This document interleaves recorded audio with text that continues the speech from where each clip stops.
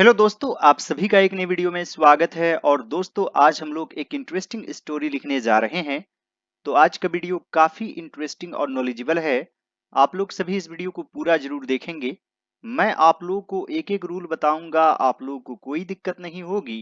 So without wasting much time, let's get started now. एक दिन एक बंदर एक अमीर आदमी के बगीचे में घुस गया। तो दोस्तों, सबसे पहले यह किस टेंस में है? सिंपल पास्ट टेंस, यानी कि सबसे पहले सब्जेक्ट, फिर वर्ब टू और फिर ऑब्जेक्ट। इसमें वर्ब क्या है? घुस गया यानी कि एंटर। और इसमें सब्जेक्ट क्या है? कौन घुस गया? एक बंदर। ये क्या है? सब्जेक्ट। कहाँ घुस गया? अमीर आदमी के बगीचे में। ये क्या है? ऑब्जेक्ट। एक दिन यानी कि वन डे। सबसे पहले सब्जेक्ट, अ मंकी, एंटर्ड। दोस्तों, जनरली एंटर के बाद प्रीपोजिशन का यूज नहीं करते हैं। जैसे उसने कमरे में प्रवेश किया, ही एंटर्ड द रूम, तो यहां पर लिखेंगे एंटर्ड अ गार्डन। एक अमीर आदमी के, of a rich man. One day a monkey entered a garden of a rich man. उसने जमीन पर एक बहुत बड़ा लट्ठा पड़ा देखा। दोस्तों, लट्ठा यानी कि लॉग, पेड़ का जो तना होता है, इस तरीके से इसे ही कहते हैं लॉग। और दोस्तों, यह भी है सिंपल पास्ट टेंस में, यानी कि सबसे पहले सब्जेक्ट, फिर वर्ब टू और फिर ऑब्जेक्ट। और यहां पर है पड़ा या लेटे रहना, पड़ा रहना। इसके लिए हम लोग यूज करते हैं लाइंग। और मेन वर्ब है देखा यानी कि सी। सी से सॉ बन जाएगा वर्ब टू।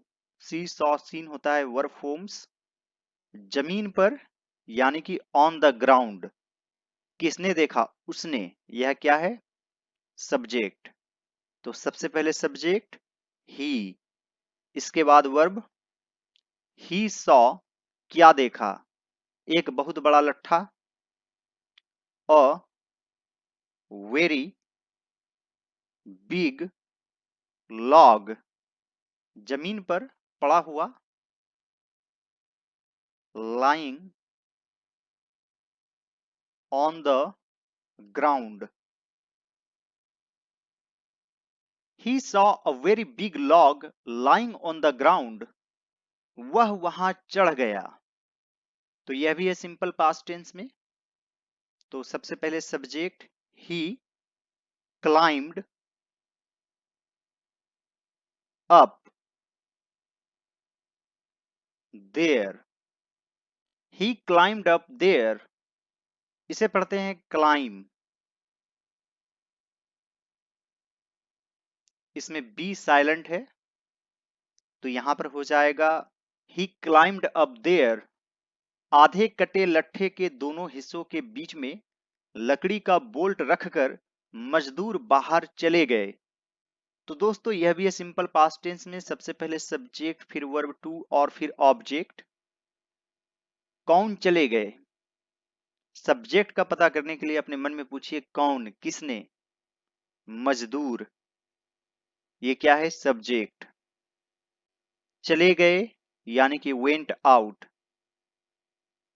गो से वेंट बन जाएगा। और यहां पर है लकड़ी का बोल्ट, यानी कि वुडन, लकड़ी का। इसके लिए हमेशा वुडन यूज करेंगे। जैसे लकड़ी की कुर्सी, वुडन चेयर।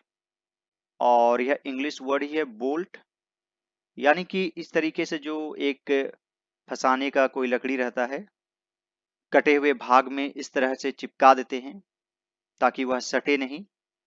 और यहां पर है रख कर, यानी कि बाय कीपिंग। आप बाय पुटिंग भी लिख सकते हैं। तो सबसे पहले subject the workers, went out by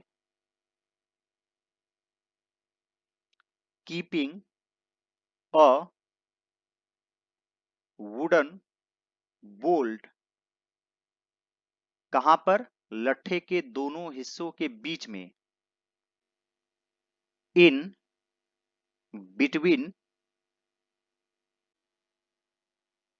the two parts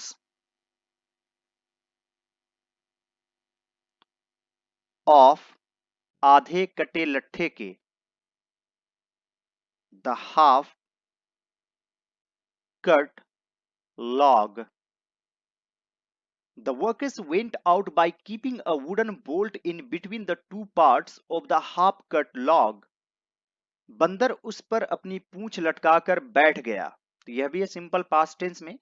सबसे पहले सब्जेक्ट, फिर वर्ब टू और फिर ऑब्जेक्ट। पूंछ लटकाकर यानी कि बाय, हैंगिंग, और यहां पर लिख सकते हैं हिज टेल यानी कि अपनी पूंछ। तो यहां पर सब्जेक्ट क्या है? कौन पूंछ लटकाकर बैठ गया? बंदर। ये क्या है? सब्जेक्ट। तो सबसे पहले subject the monkey.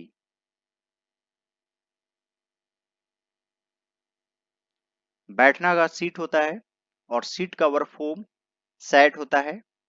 Seat, sat, sat. तो वर्ब टू सैट लिखेंगे। उस पर बैठ गया, ऑन इट। अपनी लंबी पूंछ लटकाकर, बाय हैंगिंग हिज। आप चाहें तो इट्स का भी यूज कर सकते हैं जानवरों के लिए। Long tail. The monkey sat on it by hanging his long tail.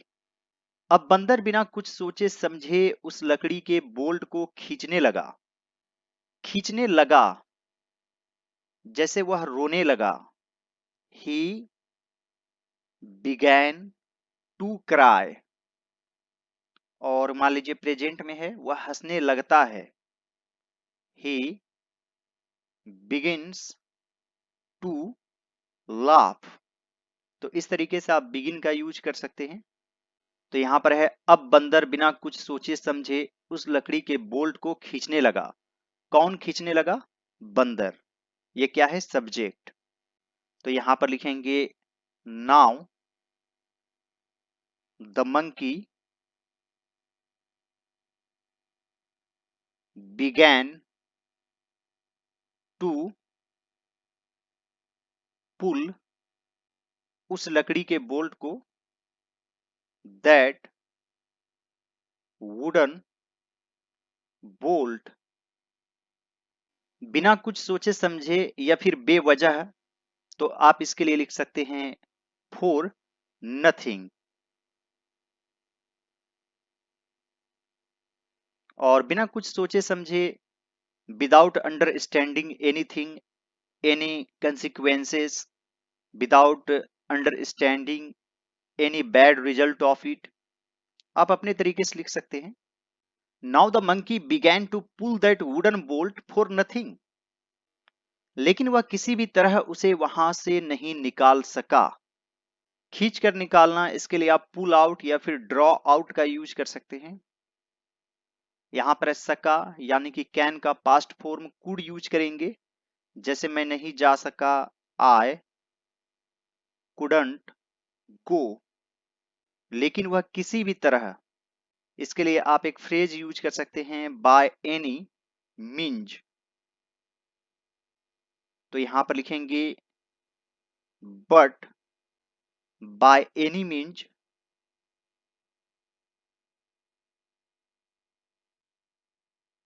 He could not. और दोस्तों आप जानवरों के लिए इट का भी यूज कर सकते हैं, इट कुड नॉट। और स्टोरी में हम लोग ही का भी यूज कर लेते हैं, लेकिन जनरली जब पैराग्राफ वगैरह लिखते हैं तो इट का ही यूज करते हैं। आप यहां पर भी कर सकते हैं। ड्रॉ इट आउट, वहां से from there, but by any means it could not draw it out from there. इसलिए बहुत क्रोधित होकर उसने अपनी पूरी ताकत लगाकर उसे बाहर खींचने की कोशिश की, पूरी ताकत लगाकर, with all his strength या फिर might, इसलिए बहुत क्रोधित होकर। सो being यानी होकर, very angry, उसने अपनी पूरी ताकत लगाकर उसे बाहर खींचने की कोशिश की। ही, आप चाहें तो इट का यूज कर सकते हैं। ट्राइड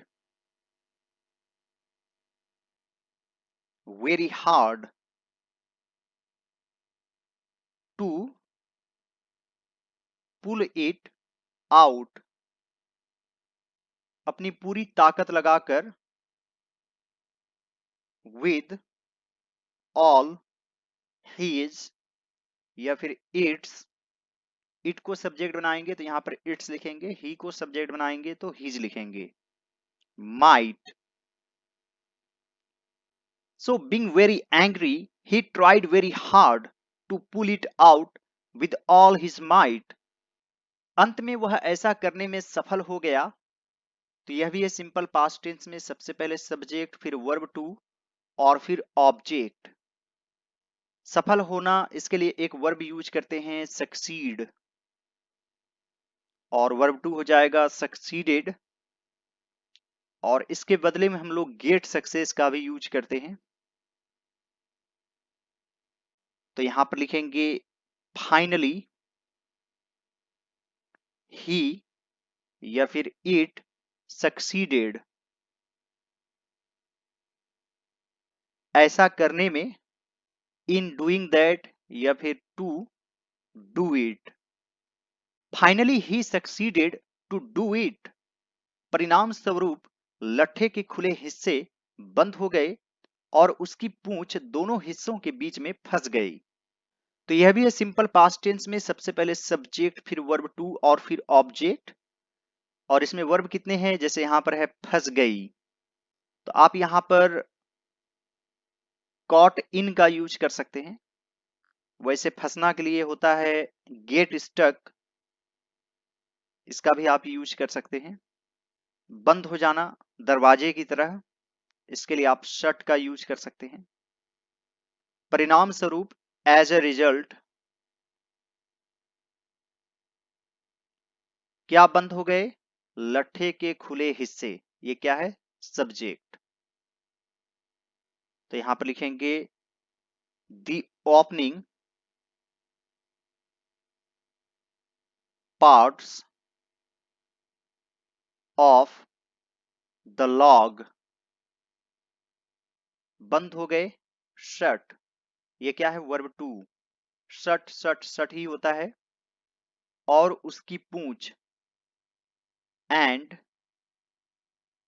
हिज या फिर its tail was caught in या फिर गॉट स्टक। ये वाला लाइन पैसिव वॉइस में है, वोज कॉट इन और गॉट स्टक यह एक तरह से एक्टिव वॉइस में है। गॉट स्टक के बाद भी इन का यूज कर सकते हैं। In between the two parts, as a result the opening parts of the log shut and his tail was caught in between the two parts, इस पर उसकी पूंछ वहीं फंसी रह गई। At this his tail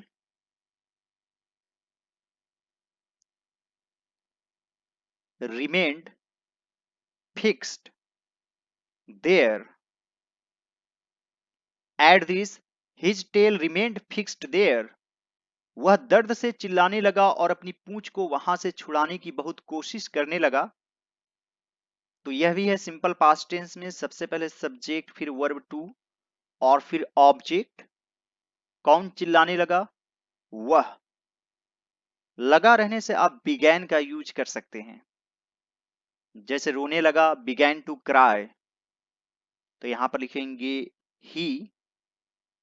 यानी कि स्टोरी में जानवर को जब इंसान की तरह ही देखते हैं तो ही का यूज कर लेते हैं। आप इट का भी यूज कर सकते हैं। इट बिगैन टू क्राई, दर्द में, इन पेन, और अपनी पूंछ को वहां से छुड़ाने की बहुत कोशिश करने लगा। And tried a lot to release his या फिर इट्स टेल, वहां से, from there. He began to cry in pain and tried a lot to release his tail from there. लेकिन वह ऐसा करने में असफल रहा। But he या फिर it failed to do that. But he failed to do that. दोस्तों, आप फेल का यूज इस सेंस में भी कर सकते हैं, जैसे मुझे समझ में नहीं आया, I failed to understand. I failed to understand. I hope friends आज का वीडियो आप लोगों को अच्छा लगा होगा और एक एक चीज समझ में आ गया होगा। यदि यह मेरा एफर्ट आप लोगों को अच्छा लगे तो इस वीडियो को लाइक कर दीजिएगा। मेरे चैनल पर नए हैं तो जरूर सब्सक्राइब कर लीजिए।